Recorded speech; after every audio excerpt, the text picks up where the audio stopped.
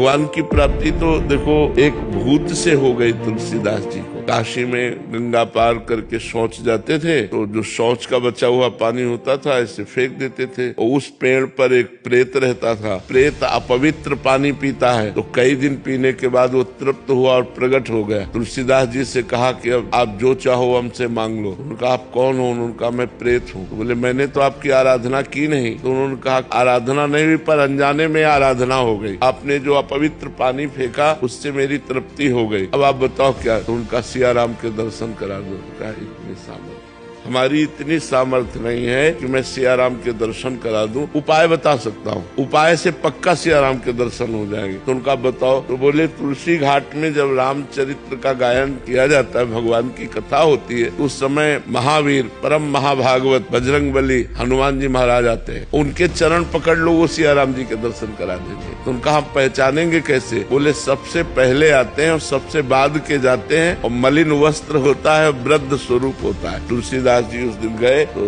जे ही कथा सुनी तो सबसे पहले आकर हनुमान जी महाराज बैठ गए। मलिन कपड़ा पहने ऐसे वृद्ध रूप में तुलसीदास जी दृष्टि रखते हैं। और जब सब चले गए तो हम प्रणाम करके जो ही चले सो पीछे लगे तो भागे हो। तो तुलसी घाट से लेकर संकट मोचन जो काशी के हैं वहाँ तक हनुमान जी भागे। तुलसीदास जी जाके चरण पकड़ लिए। उनका क्या चाहते हैं? तो उनका प्रभु इतने दिन हो गए भजन करते हुए, मैं अपने प्रभु को देखना चाहता हूँ, कैसे है मेरे सिया राम जी। तो उनका यहाँ काशी में नहीं, चित्रकूट में चलो। तो फिर हनुमान जी की कृपा से श्री लक्ष्मण जी और श्री राम जी का साक्षात्कार चित्रकूट में श्री तुलसीदास जी को हुआ। तो हम ईमानदारी से संपूर्ण भावना से भगवत भावना से यदि सेवा करें तो कहीं भी सेवा करें वो भगवान को ही पहुंचती है, क्योंकि मूल में सबके भगवान